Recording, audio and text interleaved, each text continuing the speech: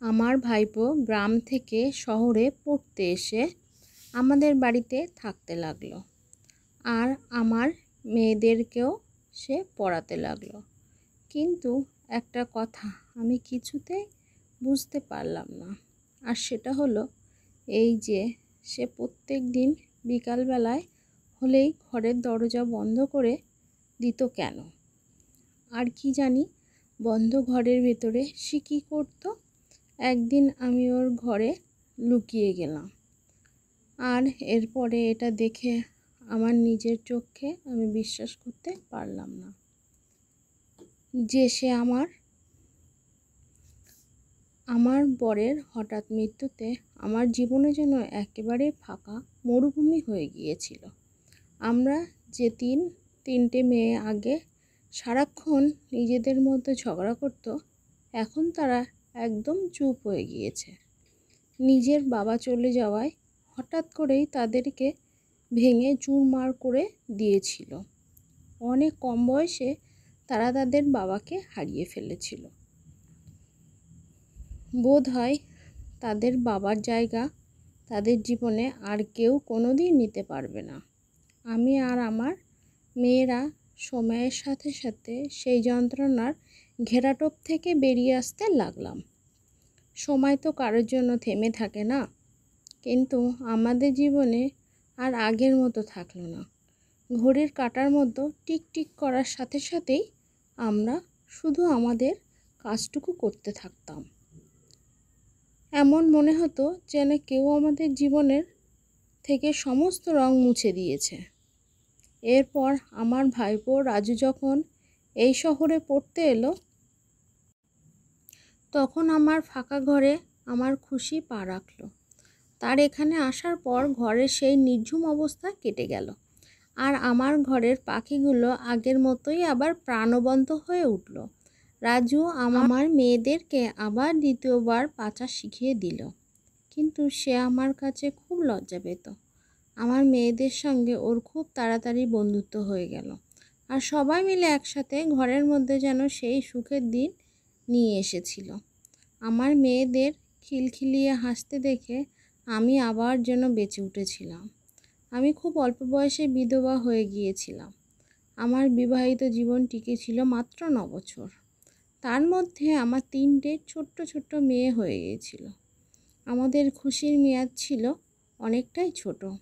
আমার বর গাড়ি অ্যাক্সিডেন্টে মারা গিয়েছিল। এভাবেই আমাকে ছেড়েছে চিরজীবনের জন্য চলে গেল। আর এই দুর্ঘটনায় আমাদের পুরো জীবনটাকে বদলে দিয়েছিল। আমার বরের সাথে আমার এই চিরদিনের বিচ্ছেদ আমি সহ্য করতে পারিনি এবং তাই আমি পুরোপুরিভাবে ভেঙে পড়েছিলাম। কিন্তু আমাকে আমার মেয়েদের জন্য বাঁচতে হতো। বিধবা হওয়ার পর আমি সিদ্ধান্ত নিয়েছিলাম যে আর আমি দ্বিতীয় বিয়ে করব না। আর আমার মেয়েদের মাথার ওপর সৎ বাবা ছায়া আমি কিছুতেই পড়তে দেব না। আমি আমার মেয়েদের ব্যাপারে ভীষণ চিন্তায় থাকতাম আর কারোর উপরে ভরসাও করতাম না। এরপর আমি একটা স্কুলে চাকরি করা শুরু করলাম।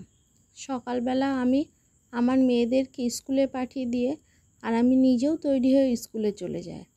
আর ফেরার সময় তাদেরকে আমার সঙ্গে নিয়েই আসি।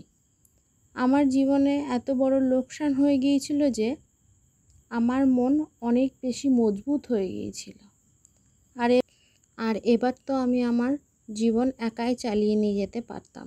এরকম অবস্থায় যখন রাজু আমাদের জীবনে আসলো, তখন মনে হলো জীবনের নতুন রং ফিরে এসেছে। ও আমার কাছে একদম আমার বাচ্চাদের মতনই ছিল। কলেজে পড়ার জন্য ও শহরে এসেছিল। আমি ওকে আমার মেয়েদের পড়ানোর কথা বলেছিলাম, যাতে আমি কিছুটা সময় আরাম করতে পারি। রাজু একজন ভীষণ ভালো ছেলে ছিল। ও কখনোই আমার সামনে মাথা তুলে কথা পর্যন্ত বলতো না। সব সময় মাথা নিচু করে কথা বলতো। আর আমি এই ব্যাপারে ভীষণ খুশি হতাম যে রাজুর মা ওকে কত ভালো শিক্ষা দিয়েছে। রাজু ছিল আমার জায়ের ছেলে, তার মানে আমার বরের ভাইপো। রাজু আমার 3 মেয়েকে পড়াতে শুরু করে দিয়েছিল। আর যবে থেকে রাজু ওদেরকে পড়ানো শুরু করেছিল, তারা পাড়ায় খুবই ভালো হয়ে গিয়েছিল। প্রত্যেকটা টেস্টে ওরা খুব ভালো নাম্বার পাচ্ছিল। না হলে নিজের বাবাকে হারানোর পরে ওদের তিনজনকে পড়াশুনো একেবারে খারাপ হয়ে গিয়েছিল। স্কুল থেকেও ওদের নামে নানা রকম অভিযোগ আসতে থাকতো।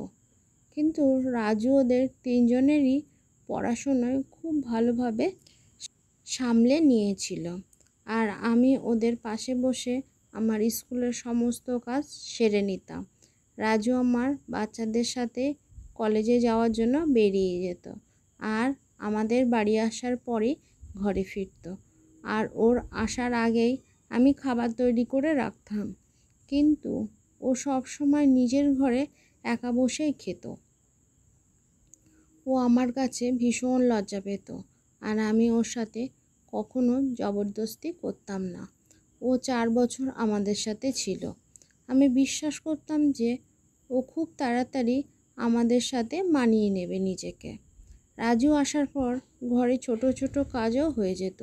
ও ঘরের বিভিন্ন জিনিসপত্র নিজেই বাজার থেকে নিয়ে আসতো, আর কখনো কখনো ঘর পরিষ্কার করেও দিত নিজেই।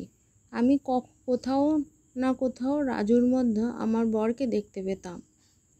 ও একদম নিজের কাকারই মতো তৈরি হয়েছিল। যতদিন আমার বর মোহন বেঁচে ছিল, সব সময় উনি আমার সঙ্গ দিতেন। ঘরের কাজকর্মে আমাকে সাহায্য করতেন।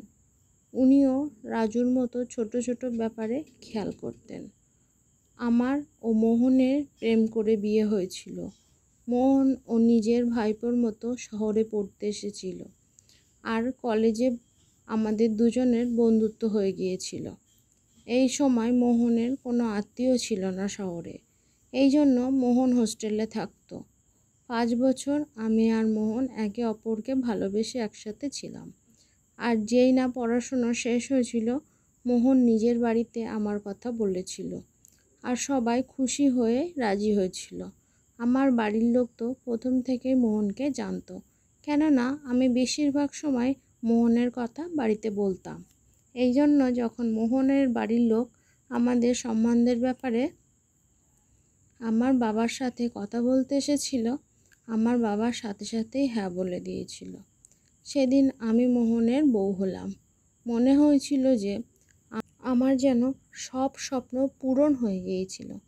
মোহনের সাথে কাটানোর সময়গুলো আমার জীবনের সব থেকে সুন্দর মুহূর্ত ছিল। বাড়ি ছেড়ে আমি মোহনের কাছে এসেছিলাম, আর তারপর থেকে আমি কখনো নিজের ঘর দেখিনি। আমি মোহনের সাথে খুব সুন্দর জীবনযাপন করছিলাম। আমাদের বিয়ে হয়েছিল, আর 9 বছরের মধ্যে ভগবান আমাদেরকে এত সুন্দর মিষ্টি মিষ্টি 3টে মেয়ে উপহার দিয়েছিলেন। মোহন বিয়ের আগে থেকেই শহরে চাকরি করতেন, আর আমরা শহরেই বাড়ি বানিয়েছিলাম। আর আমাকে কখনো গ্রামে যেতে হয়নি।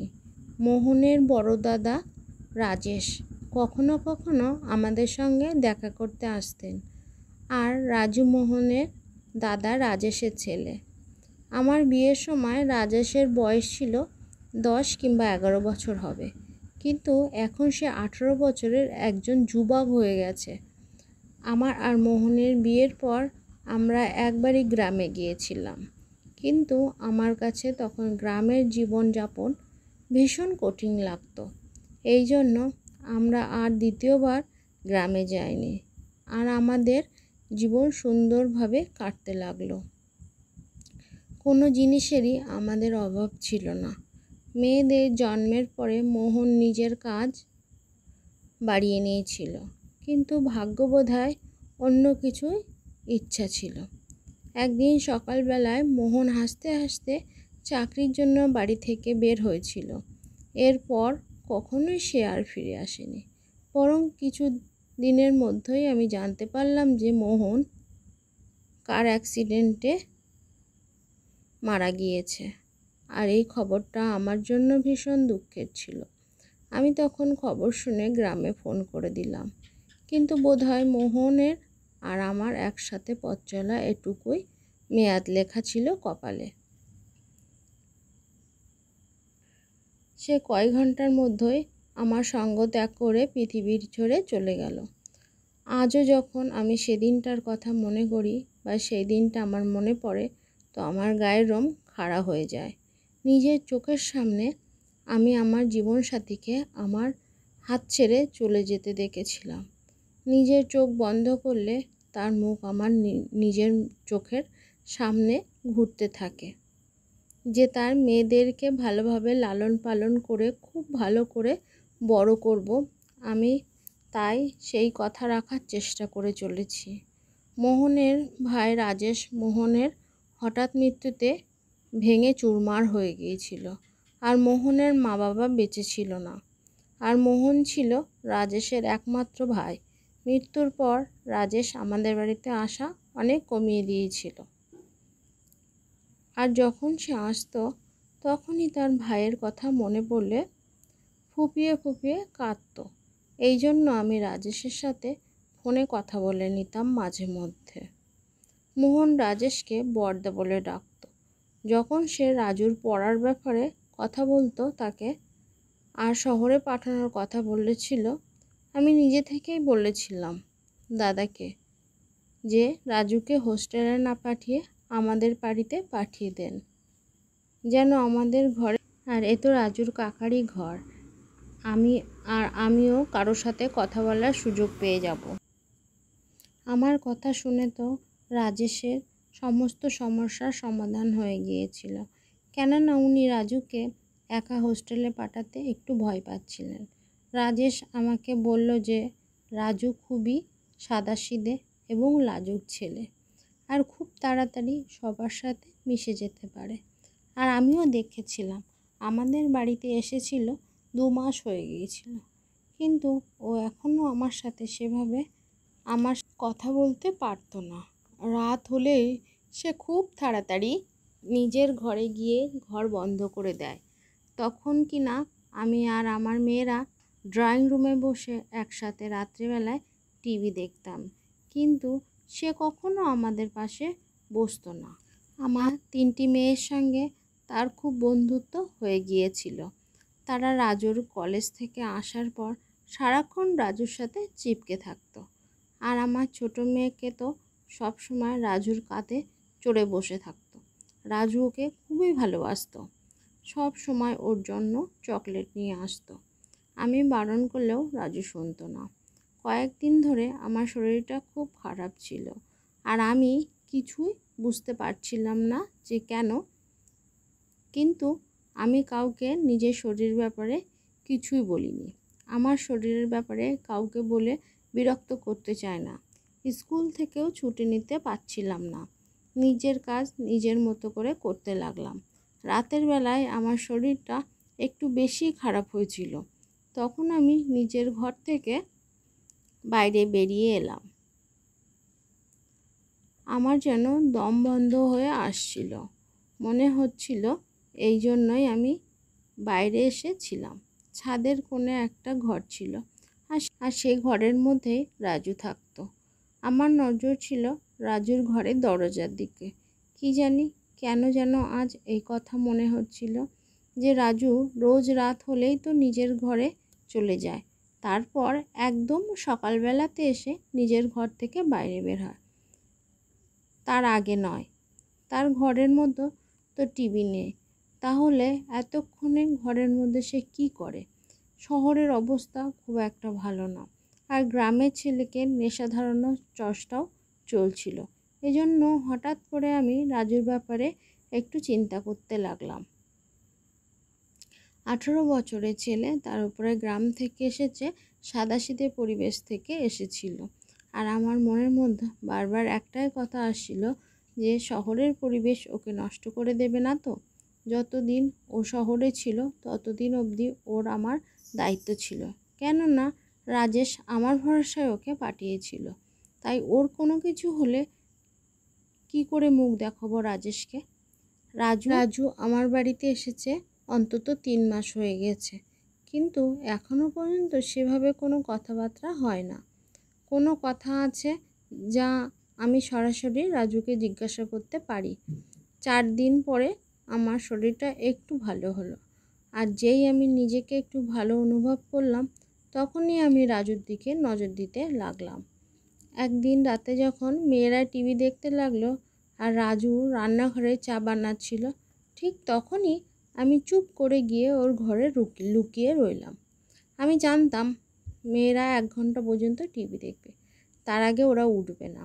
রাজু নিজের চায়ের কাপ নিয়ে ঘরে চলে এলো। ঘরের দরজা ভেতর থেকে বন্ধ করে আরাম করে বিছানার উপরে বসলো। এবার আরও আরাম করে নিজে চা খেতে লাগলো। আর আমি মনে মনে ভাবলাম যে আমি শুধু শুধু এরকম একটা সাদাসিধে ছেলেকে সন্দেহ করছি। যদি কোনো নেশা করে থাকে তাহলে তো আমি বুঝতেই পারবো, কারণ ও সবসময় আমার সামনেই থাকে। ভাবলাম রাজু একটু এদিক ওদিক যাবে আর আমি তার ঘর থেকে বাইরে বেরিয়ে যাব। কেননা ও যদি জানতে পারে যে আমি ওর উপরে সন্দেহ করছি, নজর রাখছি, তাহলে কি জানি কি ভাববে। এরপর রাজু নিজের ল্যাপটপ নিয়ে আলতোভাবে বসলো। আমি ছিলাম ওর পেছন দিকে, তাই আমি ওর ল্যাপটপের দিকে নজর রাখতে পেরেছিলাম। আমি মনে মনে ভাবছিলাম ও হয়তো ল্যাপটপ খুলে পড়াশুনো করতে বসবে, আর আমি শুধু শুধু গোয়েন্দাগিরি করছি। ও ল্যাপটপ খুলে একটা ভিডিও চালালো, আর ভিডিওটা চালাতেই আমার হুঁশ উড়ে গেল। ওটা অন্য কারোর ভিডিও না, ওটা আমারই ভিডিও। দেখে আমার ভীষণ লজ্জা লাগলো। ভিডিওটা আমার স্নান করার ভিডিও। ভিডিওটা দেখে সেই মুহূর্তে চাইছিলাম যেন মাটি ফেটে যায় আর আমি মাটির ভিতরে লাফিয়ে পড়ি। আমি যে সাদা মেয়েটা ভাইপোকে বাচ্চা ভেবেছিলাম, সে এরকম কিভাবে করতে পারে? ল্যাপটপের স্ক্রিনে আমার ভিডিওটা চলছিল, আর রাজু বারবার ল্যাপটপের স্ক্রিনে হাত দিচ্ছিল, আর আমার মনে হচ্ছিল যেন আমাকে ছোঁয়ার চেষ্টা করছে। এর থেকে বেশি আমি আর সহ্য করতে পারলাম না, আর আমি নিজে লুকানো জায়গা থেকে বেরিয়ে ওর সামনে দাঁড়িয়ে গেলাম। রাজু সঙ্গে সঙ্গে ল্যাপটপটা বন্ধ করে তোতলাতে থাকলো। বলল, আপনি এখানে কি করছেন? আর আমি জোরে একটা ঠাটিয়ে থাপ্পড় লাগালাম ওর মুখে, আর ওকে বললাম, আমি দেখে নিয়েছি, জেনে গিয়েছে যে তুমি আমার লুকিয়ে লুকিয়ে ভিডিও করো। আমার কথা শুনে রাজু কোনো উত্তর করল না, মাথা নামিয়ে নিল। আমি জানতে চাইলাম সে এটা কেন করেছে। আমি তাকে আমার ছেলের মতনই ভেবেছি। ওকে খুব ভালোবাসতাম, কারণ ও একমাত্র ভাইপো। আর রাজু কি না আমার সম্মানে ধুলোয় মিশিয়ে দিচ্ছে। যখন আমি বারবার প্রশ্ন করলাম, তুমি কিভাবে আমার ভিডিও বানালে, মাথা নিচু করে বলতে লাগলো, আমি আপনার বাথরুমে একটা ক্যামেরা লাগিয়ে দিয়েছি। আমি আপনাকে রোজ দেখি, ভীষণ ভালো লাগে। আর আজ নয়, আমি সব সময় আপনাকে পছন্দ করতাম। যখন আমি গ্রাম থেকে এখানে এসেছি, নিজের উপরে নিয়ন্ত্রণ করতে পারিনি। আর একদিন আমি আমার বন্ধুদের সে কথা বলতে, ওরাই আমাকে বলেছিল আপনার বাথরুমে ক্যামেরা লাগাতে। আর প্রতিদিন আপনাকে এভাবেই দেখি, সুখ পাই। একদিন আমি কলেজে শেষ হওয়ার আগেই ঘরে চলে এসেছিলাম। আপনি তখন ঘরে আসেননি, স্কুলে ছিলেন আপনি। আর সেদিনই আপনার বাথরুমে ক্যামেরা লাগিয়েছিলাম। মাথা নিচু করে অসভ্যের মতো কথাগুলো বলতে লাগলো। আমি বললাম, তুমি ভুলে গিয়েছো আমি তোমার কাকিমা হই। আপনি কোন ভুল ধারণার মধ্যে আছেন? আপনার বরের মৃত্যু হয়ে গেছে, তাই আপনি এখন আমার কাকিমা নন। আমি যখন থেকে আপনাকে দেখেছি, আপনার চেহারা আমার চোখের সামনে ঘুরত। এমতো অবস্থায় আমি নিজেকে আটকে রাখা ভীষণ কঠিন। আপনাকে আমি কোনোদিন কাকিমা হিসেবে দেখিনি। আপনি আমার কাছে শুধুমাত্র একজন মহিলা। আমার মনে হলো ওকে আমার বাড়িতে রাখা একেবারেই উচিত হয়নি। তো কি করে জানবো ও আমার বিশ্বাসে এভাবে আঘাত খেলবে? সঙ্গে সঙ্গে ল্যাপটপ থেকে আমার ভিডিওগুলো ডিলিট করলাম আর বললাম, এই মুহূর্তে তুমি সব কিছু নিয়ে আমার বাড়ি থেকে বেরিয়ে যাও। আমি কোনো ঝামেলা করতে চাই না। এবং রাজু মুখ বুজে জিনিসপত্র নিয়ে চলে গেল। অন্ধের মতো বিশ্বাস করা কাউকেই উচিত না।